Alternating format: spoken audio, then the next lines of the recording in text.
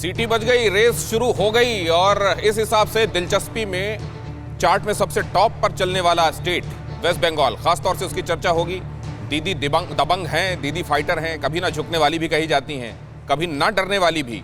लेकिन इस सब के बावजूद बंगाल में दीदी के सामने चुनौती बहुत बड़ी है। नमस्कार, मैं हूं दिनेश गौतम, हमारी आज की कड़ी में आप सबका स्वागत है।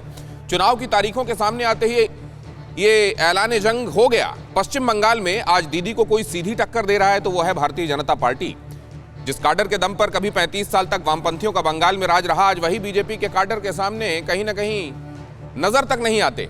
लोकसभा चुनाव से लेकर पंचायत चुनाव तक में बीजेपी ने जैसे अपना ग्राफ बढ़ाया, उसे रोकने की हर मुमकिन कोशिश हुई। आज हम दीदी और बीजेपी के दम पर बात करेंगे। जानने की कोशिश होगी कि बंगाल में किसे कितनी बड़ी चुनौती मिलने वाली है और साथ ही पूछेंगे कि बंग युद्ध में कांग्रेस और लेफ्ट कहां है। लेकिन उससे पहले यह बड़ी खबर देखिए। पश्चिम बंगाल में 8 चरणों में चुनाव होंगे। 27 मार्च को बंगाल में पहले चरण का मतदान होगा। 1 अप्रैल को बंगाल में दूसरे चरण का मतदान, 6 अप्रैल को बंगाल में तीसरे चरण का मतदान होगा, 10 अप्रैल को चौथा चरण, 17 अप्रैल को पांचवां, 22 अप्रैल को छठा चरण, 26 अप्रैल को सातवां और 29 अप्रैल को बंगाल में 8वें चरण का मतदान होगा। 2 मई को सभी चुनावों के नतीजे आएंगे, इंक्लूडिंग बंगाल।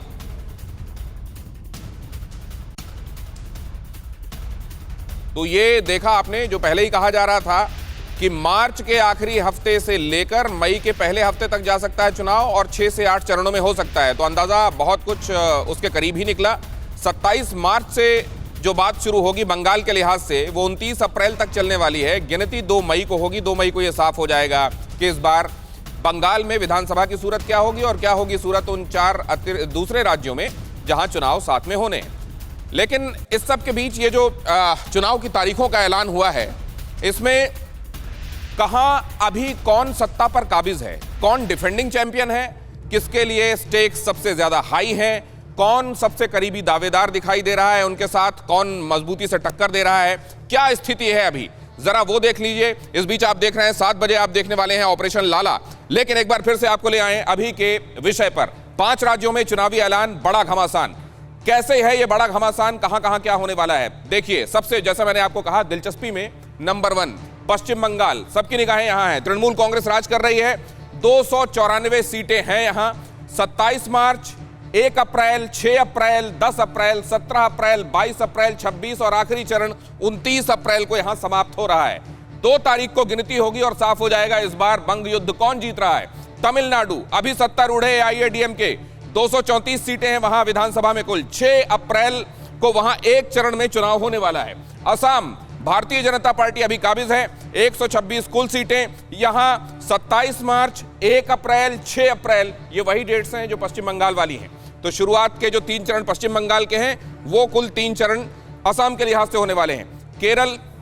केरल आप देख रहे हैं लेफ्ट और कांग्रेस की सरकार। 140 यहां पर सीटें 6 अप्रैल को नतीजे आने वाले हैं। पुडुचेरी राष्ट्रपति शासन 30 सीटें यहां पर हैं 6 अप्रैल को। यहां एक चरण में चुनाव होगा, नतीजे 2 मई को आने वाले हैं। जाहिर है 2 तारीख को इन 5 जगहों पर इस बार कौन कुर्सी पर बैठने वाला है, यह साफ हो जाएगा।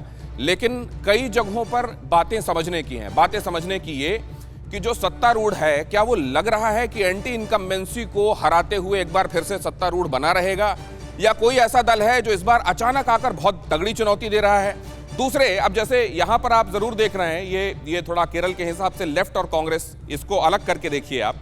ये लेफ्ट और कांग्रेस जो आपस में मुकाबिल हैं, क्या वहां पर हाथ मिलाकर पश्चिम बंगाल में साथ में लड़ाई लड़ रहे हैं? क्या ये लोगों के बीच में कंफ्यूजन तो नहीं होगा? हमारे साथ जुड़ रहे हैं खास मेहमान, उनसे आपका परिचय करा दूं।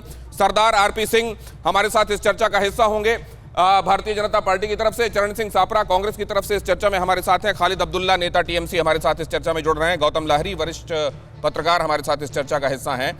और इसके अलावा हम खास मेहमानों का भी इंतजार कर रहे हैं। दिलीप घोष भारतीय जनता पार्टी की तरफ से, हाल में कई आरोप लगे हैं तृणमूल कांग्रेस की ओर से उन पर।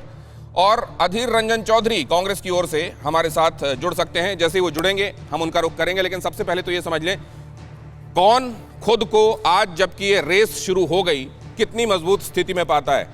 सबसे पहले तो सापरा साहब आपसे समझ लूं, इस सब में आप कहां हैं चुनावों में?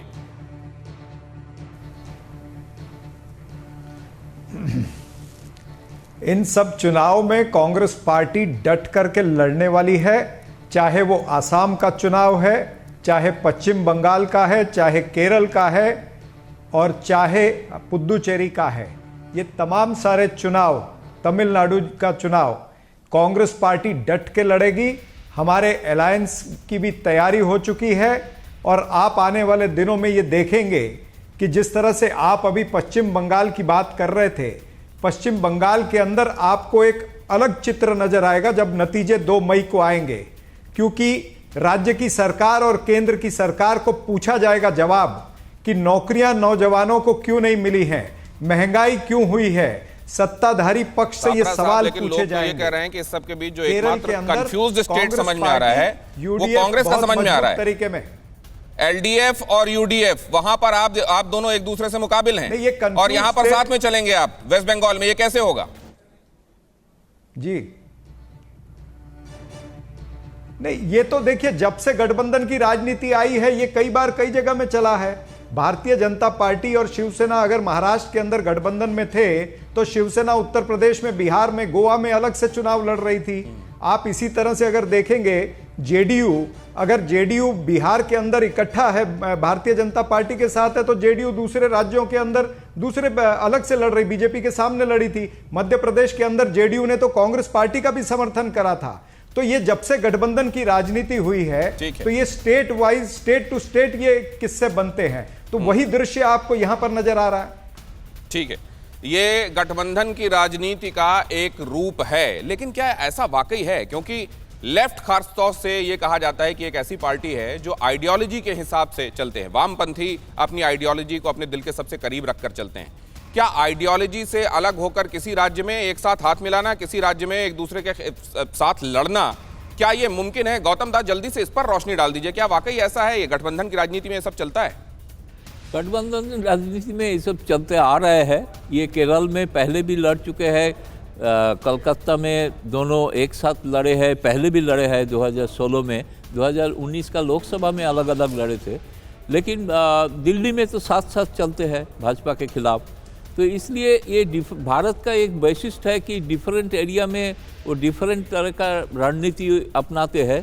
तो ये एक वास्तविकता है। आप इस पे आलोचना भाजपा करते हैं कि कलकत्ता में दोस्ती, केरल में कुश्ती, ये तो आरोप आते ही है, लेकिन ये आरोप चलते हैं। लेकिन ये लोग मान रहे हैं कि ऐसे जो परिस्थिति जो है, इस परिस्थिति में कौन सा अल्टरनेटिव आपको दिखाई देगा। तो इसलिए कलकत्ता में खास तौर पे अभी तो नया अल्टरनेटिव भाजपा उभर के आए हैं जी। लेकिन तो आपने कहा कि दोस्ती और कुश्ती गठबंधन में चलती है और ये तटस्थ राय थी, इसलिए जो कह रहे हैं सापरा साहब उसमें एक तरीके से मुहर लगी। लेकिन मैं आरपी सिंह साहब से ये समझूं, सिर्फ एक भारतीय जनता पार्टी के पास है अभी, नतीजे आएंगे तो टैली में क्या गड़बड़ होगी? देखिए, बड़ा स्पष्ट समझिए, बंगाल में आप रोज आपके जो कॉरेस्पोंडेंट नीचे जाकर कवर करते हैं, जानकारियां लेते हैं, वहां पर परिस्थितियां आपको पता है। पिछली बार हमारा और टीएमसी का फर्क कुल मिलाकर 2.5% का था। हम लगभग 40 के ऊपर थे और 43 के लगभग थे। तो हम इस बार और अच्छा परफॉर्म करने जा रहे हैं और सुनिश्चित सरकार वहां बनाने जा रहे हैं। जहां तक कांग्रेस और लेफ्ट का मामला है, वहां पर वो गिनती में भी नहीं है आज। वहां पर वो आप किसी से पूछ लेंगे, वहां पर अपने मेरी छोड़ दीजिए, आपके जो रिपोर्टर और कॉरेस्पोंडेंट उनसे जानकारी लीजिए, वो बता देंगे इनकी आज वहां गिनती भी नहीं है। आगे चले असम में इनकी पार्टी का सुपड़ा साफ है। वापस से हमारी पार्टी ने अच्छा काम किया, वहां पर सरकार ने अच्छा काम किया है, उसके चलते हुए हम वापस आएंगे, सुनिश्चित आएंगे और अच्छा, पिछली बार से अच्छा रिजल्ट लेकर आएंगे। या जैसे आउटकम आएंगे, जैसे सापड़ा साहब कह रहे हैं, उस दिन देख लेंगे। और मैं चाहूंगा जरूर कि कृपा कर ये कोशिश करिए कि मैं और सापड़ा साहब अगली डिबेट में जब रिजल्ट आए उसमें आपके पास जरूर आए, ताकि जो कई बात आप हमारी ये कई बात वापस रिपीट कर सके। पुडुचेरी के अंदर हम अभी नई पार्टी है वहां पर, मतलब जहां तक इलेक्टोरल पॉलिटिक्स में अपना निशान छोड़ने के लिए सुनिश्चित हम अच्छा करेंगे। अब हम लड़ रहे हैं वहां पर, कांग्रेस की हालत देख ली लोगों ने, कांग्रेस को किस प्रकार लोग छोड़कर जा रहे हैं, कांग्रेस के अंदर किस प्रकार की फूट है, कांग्रेस में किस प्रकार के झगड़े हैं, लोग वहां पे तंग है और हम वहां पर एक अच्छा अल्टरनेटिव देंगे। उसमें आउटकम देखने में ये नहीं आ रहा है कि सब अगर उतनी ही सीटें जीत रहे हैं जैसे कि दावे हैं, तो ये जो नंबर्स हमने आपको दिखाए क्या विधानसभा में सीटें बढ़ जाने वाली हैं जिस तरीके की सीटों को लेकर दावे हैं? जरा खालिद अब्दुल्ला साहब से भी समझें। खालिद अब्दुल्ला साहब, तीसरी बार, थर्ड टाइम लकी हो रहे हैं आप लोग? देखिए, 2021 और 221 सीट लेके ममता बनर्जी कम से कम तीसरी बार हैट्रिक करेगी। 2021 सुन रहे हैं तो? सुन रहा हूं, बिल्कुल बिल्कुल सुन रहा हूं आपका दावा, मैं बिल्कुल सुन रहा हूं। 2021 मिनिमम 221, ये तो स्लोगन है ही है। और मैं कह रहा था कि मैं सुन रहा था कि बहुत सारी बात हो रही थी कि इसका शेयर ऑफ वोट परसेंटेज ये है, वोट शेयरिंग इसका है। मैं कहूंगा कि जब से तृणमूल कांग्रेस का जन्म हुआ है तब से अभी तक तृणमूल कांग्रेस 36% से शुरू की थी और कहीं ना कहीं बाय इलेक्शन में 56-58% भी चला गया था। 2016 का ही मैं रखूं तो उसमें वोट शेयरिंग अगर तृणमूल कांग्रेस का देखा जाए तो कम 43% उस वक्त भी था। और भारतीय जनता पार्टी बहुत कम था।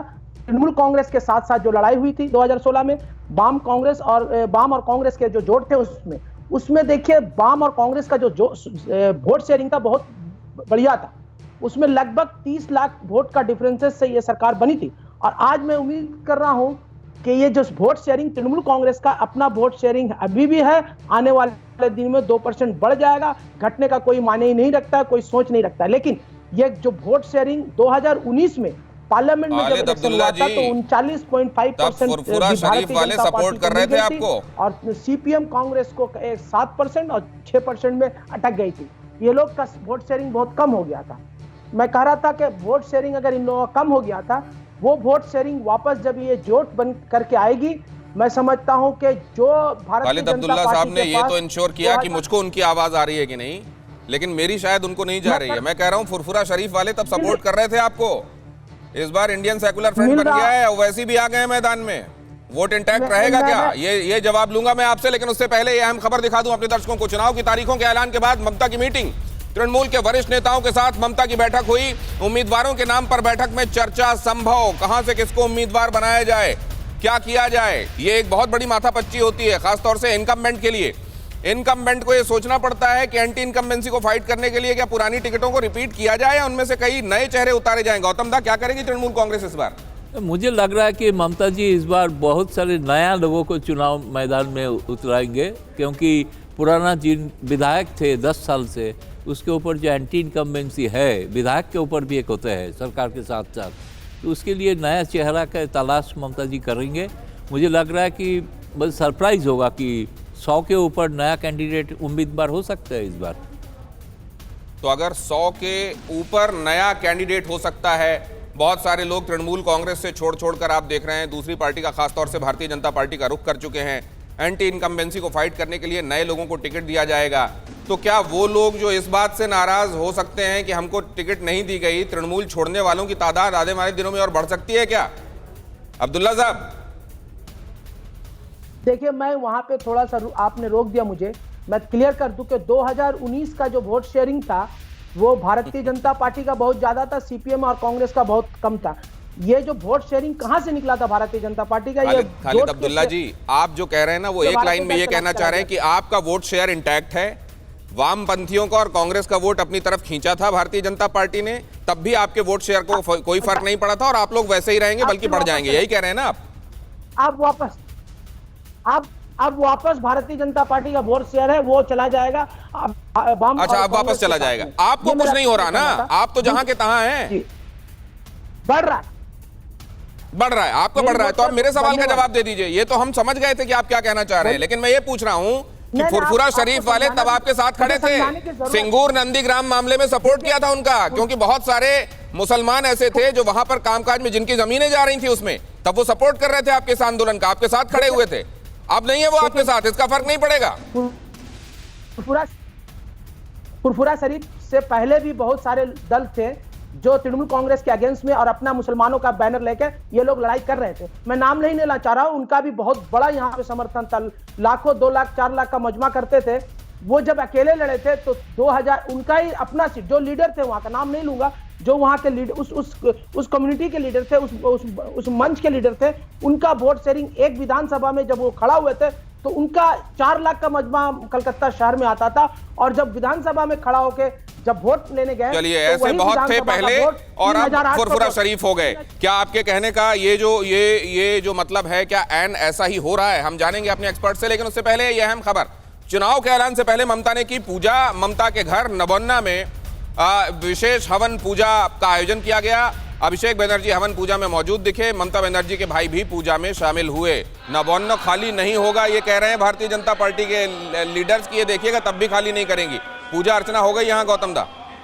पूजा हो रहा है आज जगन्नाथ, भगवान जगन्नाथ का पूजा हो रहा है, क्योंकि ममता जी जो करते हैं ना, उसका एक मैसेज रहता है। काल जैसे उन्हें स्कूटी पे चढ़ा, उसके साथ फिराद हकीम को लेके गया, वो उर्दू भाषी मंत्री है, क्योंकि उसको पता था कि वैसी को आना था वहाँ, उसी वोट बैंक को एक मैसेज देना था। आज जो जगन्नाथ का पूजा कर रहा है, इसके कारण जो है, हवन तो होता है बाद में, लेकिन जो जगन्नाथ का पूजा होने के कारण इस एरिया में बहुत सारे ओडिया वोटर भी है, खास तौर पे ममता जी का कॉन्स्टिट्यूंसी और अभिषेक का कॉन्स्टिट्यूंसी में। तो ये शायद अलग से कोई मैसेज है, इनका भगवान को भी हम पूजा करते हैं। नहीं तो ये प्रशांत किशोर ने बोला होगा, या वैसे भी ये करती? प्रशांत नहीं होते तो भी? प्रशांत अगर इलेक्शन स्ट्रैटेजिस्ट है तो या कर सकते, बोल सकते हैं शायद ऐसे। मैं जगन्नाथ कह रहे हैं कि हर बात का मायने होता है। कल उन्होंने स्कूटी में जो सवारी की थी, उनके साथ जो को राइडर थे, वो इस बात का ध्यान रखकर उन्होंने किया था कि इससे किस वोट बैंक को मैसेज जाना चाहिए। आज उड़िया वोट बैंक को साधने के लिए भगवान जगन्नाथ की पूजा अर्चना की जा रही है। लेकिन एक तरफ मीटिंग तृणमूल कांग्रेस की कि अब आगे क्या किया जाना है, इसमें कैंडिडेट्स को लेकर माथापच्ची और उसके बाद भगवान की शरण। और हम एक बार फिर से अपने मेहमानों की तरफ चलते हैं। आरपी सिंह साहब, आपके पास एक बार फिर मैं आता हूं। बहुत जोर शोर से बड़ा मोमेंटम बना के और बड़ी कोशिशों के साथ आप लोग लगे हुए हैं, लेकिन कहीं ऐसा तो नहीं है कि ये वो चीजें हैं जो सतह पर नजर आ रही हैं, अंडर करंट कुछ और ही है? देखिए, मेरे से जो पहले तृणमूल के प्रवक्ता बात कर रहे थे, उन्होंने 2019 के पार्लियामेंट्री इलेक्शन को अंडरमाइन किया। वो ये बोल रहे हैं कि 22 वो जीते थे, 18 हम जीते थे। परसेंटेज ऑफ वोट मैंने कहा 2.25% का फर्क था। और जितना ममता बनर्जी ने पिछले दिनों लूज किया और जितना हमने गेन किया, वो अभी रिजल्ट आ जाएगा, दिख जाएगा।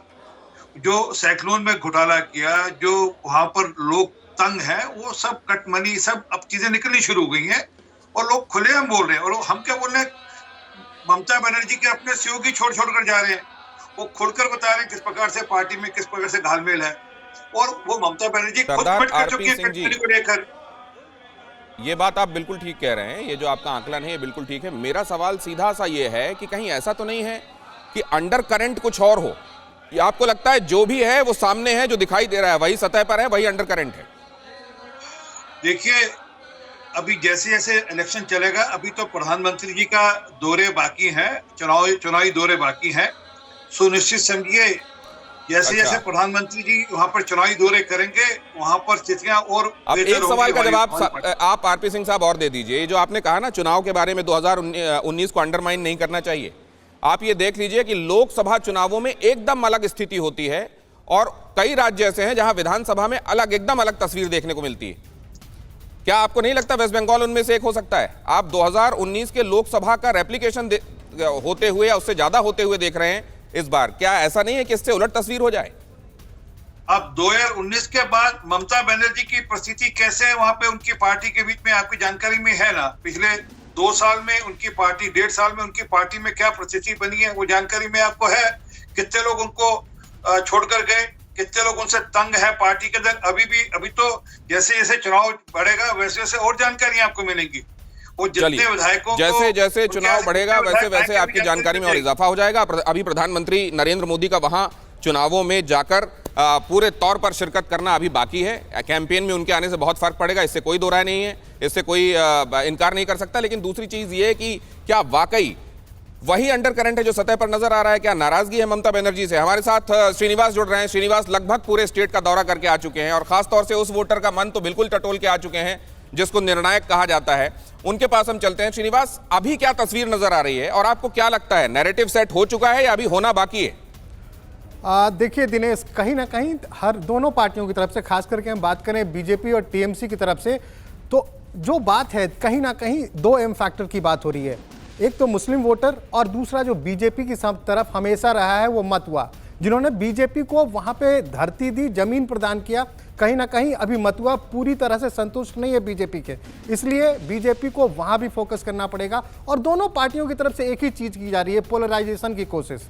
एक मुस्लिम पोलराइजेशन की बात हो रही है, दूसरी तरफ हिंदू पोलराइजेशन की बात कर रही है। जहां तक मुस्लिम वोटर्स की बात है, तो अगर मैं आपको बताऊं तो अभी भी मुस्लिम वोटर्स आप कह सकते हैं 70 to 75% ये टीएमसी की तरफ इनका झुकाव नजर आ रहा है। और बार बार बात हो रही है, लेकिन अभी जो ये थोड़ा सा तस्वीर का रुख बदलने की कोशिश हो रही है, जैसे अभी वो जगन्नाथ जी की पूजा कर रही हैं, इस बार एक संदेश वहां के हिंदू वोटर्स को देने की भी कोशिश है तृणमूल की तरफ से, ये जा रहा है क्या संदेश? देखिए दिनेश, ये पहली कोशिश नहीं है, इसके ठीक पहले एक और कोशिश हुई थी सरस्वती पूजा के दिन। हाँ, वही मैं कह रहा हूँ कि अब रुख बदला हुआ है थोड़ा इस बार। जी, तो कहीं ना कहीं आपको एक बात बताऊं कि जो ऐसा नहीं हो सकता कि पूरा हिंदू एक तरफ हो जाए, मुस्लिम एक तरफ हो जाए। टीएमसी का अपना वोटर जो हिंदू वोट बैंक है वहां भी है। हम ये नहीं कह सकते कि पूरा वोट बीजेपी की तरफ चला जाएगा, पूरा मुसलमान वोट टीएमसी की तरफ चला जाएगा, लेकिन ज्यादातर मुस्लिम वोटर्स की बात करें तो वो टीएमसी की तरफ नजर आ रहा है। और एक और बात जो बार बार ममता बनर्जी कह रही हैं, बाहरी वर्सेस लोकल, एक लड़ाई ये भी हो रही है, बाहरी वर्सेस लोकल की लड़ाई हो रही है। और कहीं ना कहीं ममता बनर्जी कुछ पॉकेट्स में अच्छा, एक बात मुझे ये समझाइए श्रीनिवास, जो आप पूरे में घूम के आए, कितने फीसदी ऐसे लोग हैं जो हिंदी बहुत अच्छे से समझते हैं, बोलते हैं और हिंदी वाले तरीके से चीजों को सोचते और देखते हैं? ये बहुत ही इंपॉर्टेंट होने वाला है, बहुत ही इंपॉर्टेंट होने वाला है। अगर आप कुछ जो शहरी क्षेत्र हैं वहां से आप बाहर निकलेंगे तो आपके लिए बहुत मुश्किल होगा ये ढूंढना कि आखिर हिंदी बोलने वाले मिल जाएं, ठीक से हिंदी समझने वाले मिल जाएं। हम कह सकते हैं तकरीबन ऐसी आबादी भी 70 से 75% है जो ठीक से ना हिंदी बोल पाती है ना समझ पाती है। तो खास करके जो बात कर रहे थे आरपी सिंह साहब कि प्रधानमंत्री जाएंगे, वहां भाषण होगा, तो इस चीज़ों को समझाना भी होगा, वहां के लोकल लीडर्स को समझाना भी होगा। ये एक मुसीबत है बीजेपी वालों के सामने कि आखिर वो क्या ये एक बड़ी मुसीबत है और इसीलिए बाहरी बनाम भीतरी का कार्ड खेला गया है क्या तृणमूल कांग्रेस की तरफ से, और ये बिल्कुल चलने वाला कार्ड है क्या? इलेक्शंस में इस पर बात होगी, लेकिन उससे पहले आपको एक अहम खबर बता दें। इस वक्त तृणमूल कांग्रेस की तरफ से एक प्रेस कॉन्फ्रेंस की जा रही है, ममता बनर्जी प्रेस कॉन्फ्रेंस कर रही है। क्या अहम बात वो कह रही हैं, हम चलेंगे अपने संवाददाता के पास, बताएंगे। लेकिन ये अहम खबर देख लीजिए, रक्षा मंत्री राजनाथ सिंह की बंगाल में रैली, टीएमसी और लेफ्ट ने बंगाल को बर्बाद करके रख दिया। बालूरघाट के मंच से राजनाथ ने कहा, खेला हॉबे, अब की बार विकास का खेल होगा, राजनाथ सिंह ने कहा। अब ये खेला हॉबे भी ऐसा फ्रेज बन गया है जिसका हर किसी का अपना मतलब है। सुन लीजिए क्या कहा उन्होंने। मैं आप सबसे यही कहना चाहता हूं कि ममता दीदी कह रही हैं बंगाल में खेला होबे, कहती हैं बंगाल में खेला होबे, लेकिन ममता दीदी मैं कहना चाहता हूं खेला होबे निश्चय होबे। और अब तो बंगाल में बोलो खेला होबे।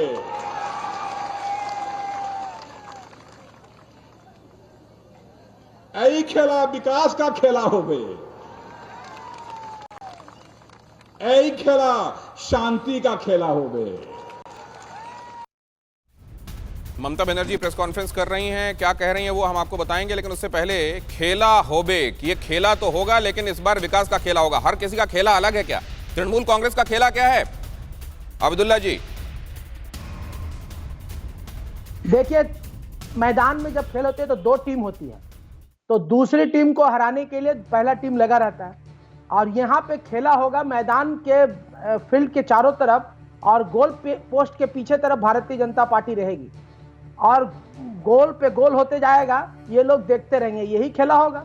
और अभी आपने कहा, उन्होंने कह रहे थे कि ममता बनर्जी क्या इलेक्शन आने से दुर्गा पूजा, जगन्नाथ पूजा करने के लिए बैठ गए। इनको आपके टीवी का हो सकता है नया है तो मुझे मालूम नहीं, मैं इसमें नहीं चाहूंगा, लेकिन इतना कहूंगा कि ममता बनर्जी जब से कालीघाट में उनका घर है, 40 साल से काली पूजा वहां होता है, दुर्गा पूजा वहां होता है, सरस्वती पूजा होता है, वहां जगन्नाथ की पूजा होती है और बहुत सारी पूजा होती है। आप लोगों को अगर यही नजरिया देखिएगा तो मैं समझता हूं कि बड़ा अफसोस है कि आप लोग इस पूजा को भी भारतीय जनता पार्टी और तृणमूल कांग्रेस में बांट रहे हैं। अरे खुद अपनी चंडी पाठ करती है, उनसे पूछिए जो लोग चंडी पाठ करना नहीं जानते, मंत्र जानते नहीं है, वो लोग पूजा की बात करते हैं। वो ऐसी नेत्री है जो अपने से चंडी पाठ करती है। और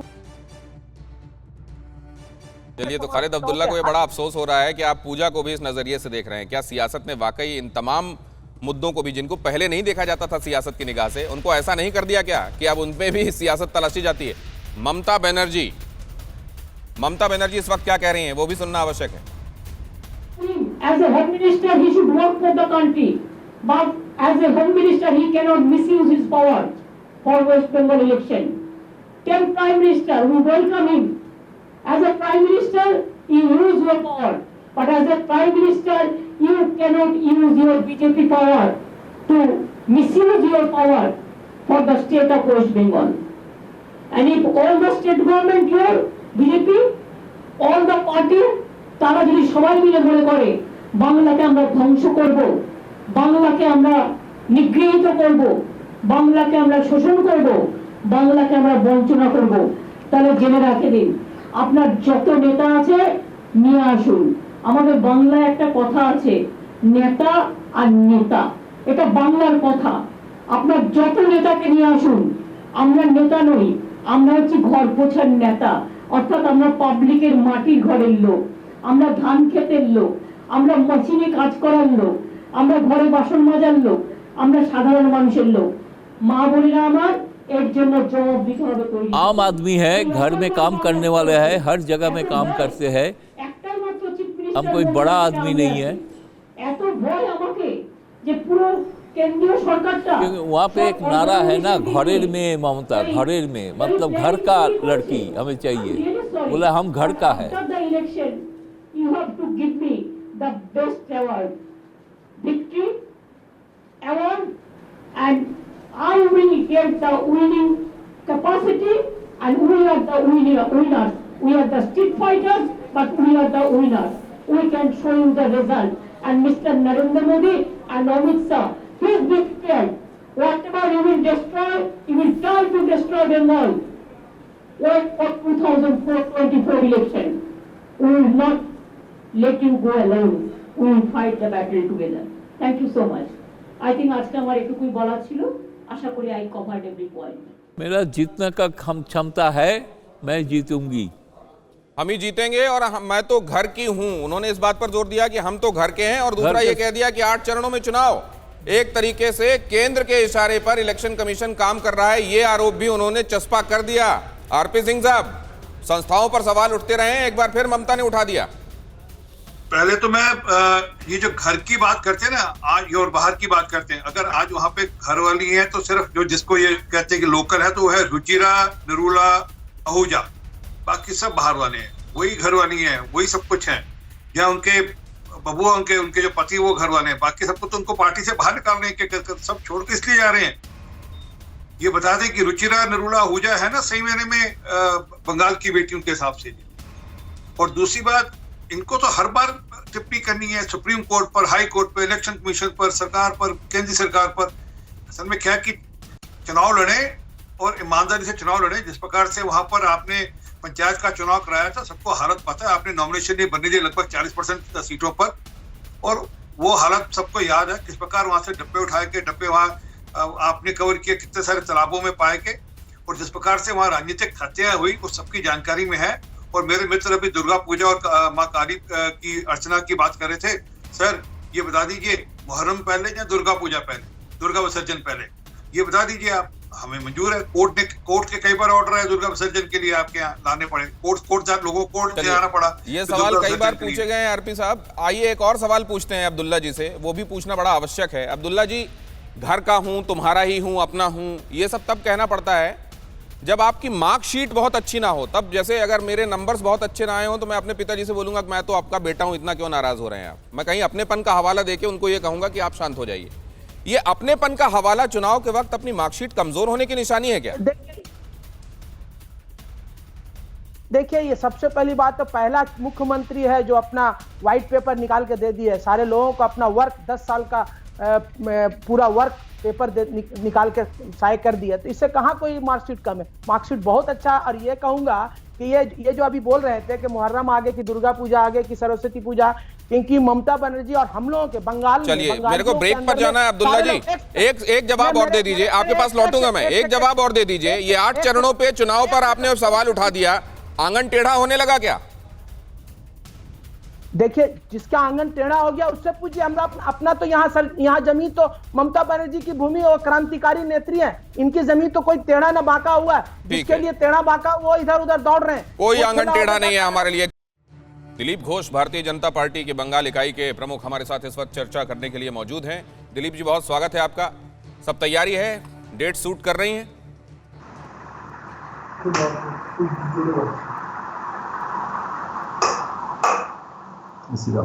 दिलीप जी, आवाज आ रही है क्या आपको? हाँ, बोलिए बोलिए, आ रही है। मैंने कहा तैयारी है, सारी डेट्स सूट कर रही हैं आपको? 8 चरणों में चुनाव को लेकर ममता ने सवाल उठा दिया है। हर चीज में ममता जी सवाल उठाती है, लेकिन किसी सवाल की जवाब नहीं उनके पास। नहीं, वो कह रही हैं कि इतने चरणों में चुनाव कराने की क्या जरूरत थी। लेकिन उनसे पूछिए, 2011 में जब जीती थी वो 6 चरणों में हुई थी, पिछले बार भी 6 चरणों में हुआ था। पहले वही डिमांड वो करती थी जो आज हम कर रहे हैं। आज जो सत्ता में बैठ कर डर रही है इससे। नहीं, लेकिन उनका आरोप तो इस तरीके का है कि लगता है केंद्र सरकार के दबाव में इलेक्शन कमीशन ने ये डेट्स तय कर ली। उनको तो ये भी लगता है कि सीबीआई, ईडी सब केंद्र सरकार के दबाव में है, सेंट्रल फोर्स है, अब ये चुनाव कमीशन है, कल सुप्रीम कोर्ट को भी ऐसे ही बोलेंगे। केंद्र का कोई भी चीज हो उसका विरोध में बोलना उनकी एक नेचर है, और यही बंगाल की पॉलिटिक्स है। इसके कारण बंगाल की दुर्दशा है। तो ये जो लगता है उनको वो निराधार है? बिल्कुल निराधार है। कभी वो ही खुद डिमांड करती थी सेंट्रल फोर्स चाहिए, 2 गाड़ी टकरा गया आपस में तो बोलते सीबीआई इंक्वायरी चाहिए, ज्यादा से ज्यादा फेज में चुनाव चाहिए, और इसी प्रकार से जीत के आई है। आज उस सिस्टम को क्यों डर रही हो? इसका मतलब है कि लोग उनके खिलाफ हैं। आप लोगों के संदर्भ में ये भी कहा जा रहा है कि देखिए, ये यहाँ पर पोलराइज कर रहे हैं, यहाँ विकास के मुद्दों को कहीं हाशिए पर रख दिया गया है और ध्रुवीकरण पर पूरा चुनाव जीतने की तैयारी है भारतीय जनता पार्टी की तरफ से। माहौल खराब कर दिया आप लोगों ने वहाँ राज्य का। नहीं, अगर वो कुछ डेवलपमेंट किया है, काम किया है, उसका आधार पर जीतेंगे। डरते क्यों है? मोदी जी तो धड़ल्ले से बोलते हैं, सबका साथ सबका विकास की बात करते हैं। वहां भी किया है उन्होंने, क्या क्या गलत किया, क्या क्या नहीं किया, केंद्र सरकार की कौन योजनाओं का लाभ बंगाल वालों को नहीं मिला, यही बात उठा रहे हैं। और ध्रुवीकरण करने वाले तो उनसे ज्यादा कोई नहीं है। इमाम मुआजिम भत्ता किसी देश में कहीं है? बंगाल में ही है केवल। आज हिंदू नाराज हो गए तो ब्राह्मण जो पंडित है उनके लिए भत्ता की बात कर रहे हैं, दिया तो किसी को नहीं। और मुसलमानों के लिए अलग हॉस्पिटल, ITI, पॉलिटेक्निक, यूनिवर्सिटी, अलिया यूनिवर्सिटी सब बना के दिए हैं। अब बोलिए कौन सा प्रदेश में है? संविधान में कहाँ है इसकी व्यवस्था? मुसलमानों में 104 जाति निकाल करके ओबीसी कर दिया और उनको ग्रेड A किया, हिंदू समाज के लोगों को ग्रेड B किया। संविधान में कहाँ प्रावधान है? तो ये सब में महारत है हासिल, लेकिन ये सब उल्टा पड़ रहा है आजकल, इसलिए इस प्रकार बातें कर रही हैं। दुर्गा पूजा कमेटियों को इलेक्ट्रिसिटी उन्होंने दी, उन्होंने पैसों से मदद दी, उन्होंने कोई टैक्स नहीं लगाया, पंचायत का नहीं लगने दिया, ये सब वो गिना रही। अभी तो वो उन्होंने कुछ देर पहले जगन्नाथ जी की पूजा की है, सरस्वती पूजा भी करवाई है इस साल उन्होंने, और आप लोग उन पर आरोप लगाते हैं। जो दुर्गा पूजा मूर्ति विसर्जन में बाधा डाली थी, क्योंकि मोहर्रम का जुलूस है इसलिए इसको बंद कर दिया था, कोर्ट में जाना पड़ा था लोगों को, हाई कोर्ट में, फिर विसर्जन हुआ था। उसी पाप का प्रायश्चित आप कर रहे हैं। दुर्गा पूजा कमेटी के लोग थोड़ी ना उनसे पैसा मांगा है, लोग समाज के पैसा से पूजा करते हैं। इसमें भी राजनीति ले आई, क्लब को पैसा दिया, सैकड़ों करोड़ रुपया ऐसा बांट दिए जिससे लोगों का आमदनी होता है। इस प्रकार कोई स्थायी काम उन्होंने किया नहीं जहां से कर्म संस्थान हो, एम्प्लॉयमेंट हो। और इस प्रकार आज सरस्वती पूजा स्कूल में हमारे यहाँ 50-60 साल से चलता है स्कूलों में, उसको बंद करा दिया। इस साल भी कोई स्कूल में पूजा नहीं हो पाई। बच्चे उसके लिए जाकर रास्ता अवरोध किया तो उनको लाठी से पीटा। ये सारे पाप उन्होंने किया है, उसका प्रायश्चित के लिए हवन, ये पूजा आप ही करने लगी है वो। अभी 1-2 दिनों से खासतौर से मेरे शो में जो मेहमान मेरे साथ जुड़ रहे थे वो आपका नाम बहुत ले रहे थे। उन्होंने कहा कि वो देखिए राजा राम कहते हैं, वो रामचंद्र जी को भी उन्होंने, भगवान राम को भी पॉलिटिसाइज कर दिया, जमकर राजनीतिक इस्तेमाल हो रहा है भगवान राम के नाम। राजा मानते हैं ना, महात्मा गांधी जी ने भगवान राम के नाम पर राम राज्य का कल्पना हमको दिया है। जिनका हिम्मत है राम राज्य बनाने के लिए उसको आधार बनाया उसको, और हम उसी दिशा में काम कर रहे हैं। इसलिए जय श्री राम बोलते हैं हम, एक राजा का नाम पे जय जयकार करते हैं, उसमें दोष क्या है? देश में कई जगह राजा रजवाड़ा ऐसे हैं जिनके नाम अभी लोग लेते हैं श्रद्धा के साथ। भगवान राम तो मर्यादा पुरुषोत्तम है, आदर्श है, और इसलिए उनका नाम लेते हैं। हर घर में राम का नाम में मिल जाएगा नाम, बेटे का नाम उन लोग नाम रखते हैं कि भगवान का नाम ले, और इस प्रकार एक आदर्श बने हमारा बेटा। तो वो भगवान मान के पूजा तो करें, रामनवमी का जुलूस क्यों रोकते हैं? फिर करना चाहिए, खुद भी आ जाए, बड़े जोरदार से हो, तो वो रोकेंगे, जब हार जाएंगे तो उल्टा बोलेंगे, ऐसा नहीं चल सकता। चुनावों में हिंसा ना हो, इसको लेकर इलेक्शन कमीशन ने अपनी तरफ से तैयारी की। आपने बार बार इस बात का अंदेशा जाहिर किया था, अब आप आश्वस्त हैं? नहीं, हम तो जो उनको बोला है कि मैक्सिमम फेज में हो, हर बूथ में सेंट्रल फोर्स हो, और इसीलिए बोला जो भी चुनाव होता है विधानसभा, यहाँ की जो राज्य के चुनाव कमीशन है वो तो उनके पार्टी के जैसे हो जाते हैं। पिछले 1.5 साल से यहाँ और नगर पालिका का चुनाव लंबित है, डरते हुए नहीं किया क्योंकि बीजेपी जीत जाएगी, क्योंकि पार्लियामेंट चुनाव उनके सामने है। तो जो केंद्रीय चुनाव होता है जिस जहां सेंट्रल फोर्स नहीं रहता वहां हिंसा होता है। पिछले बार भी ऐसा हुआ है, देश में 500 सीट पे चुनाव में एक ईंटा पत्थर नहीं चली, ना तो एफआईआर हुआ। बंगाल में 42 के 42 सीट में झगड़ा हुआ, मारपीट हुआ, खून हुआ, और लोगों ने हाईवे जाम किया, बूथ में ताला मार दिया क्योंकि सेंट्रल फोर्स क्यों नहीं है, हिंसा हो रही है। तो लोगों का राज्य पुलिस प्रशासन पर भरोसा ही नहीं है जी। और ऐसा हिंसा होता है। पंचायत चुनाव में दिन के दिन 13 लोग मरे, उससे पहले लगभग 100 लोग मरे। पंचायत चुनाव में नॉमिनेशन भरना नहीं दिया 34% सीट्स में, ऐसा चुनाव होता है। वही मैं पूछ रहा था कि अब तो ठीक है ना, सब सारी तैयारी मुकम्मल है ना? पूरा ठीक है। चलिए, बहुत धन्यवाद दिलीप जी, आपने वक्त निकाला, आप हमसे जुड़े और आपने अपनी ये बातें हमसे साझा की। खालिद अब्दुल्ला जी के पास लेकिन मैं जल्दी से जाना चाहता हूँ। खालिद साहब, सारे सवाल पूछ लिए ना आपकी तरफ से जो पूछने चाहिए थे मुझे?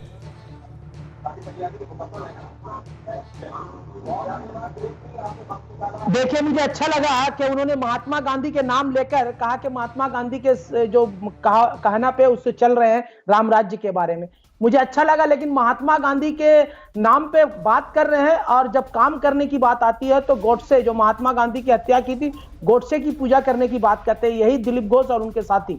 तो कहीं ना कहीं तो मुझे लगता है, और एक मेरे साथी ये भी दिलीप जी भी कह रहे थे और एक साथी और कह रहे थे कि दुर्गा पूजा और ये, मैं उनको कहूंगा कि कौन बड़ा है कौन छोटा नहीं, कौन पहले है कोई नहीं। खालिद अब्दुल्ला साहब, आपकी बात से मुझे कुछ याद आया, उसके साथ मैं इस चर्चा को यहाँ विराम दूंगा। एकमात्र मंदिर है नाथूराम गोडसे का मध्य प्रदेश में, और वहां के एक नेता ने हाल ही में कांग्रेस ज्वाइन की है। बहुत धन्यवाद। सापरा साहब का भी रिएक्शन लेता लेकिन वक्त नहीं है। बहुत धन्यवाद आप सभी मेहमानों का हमारे साथ चर्चा में जुड़ने के लिए।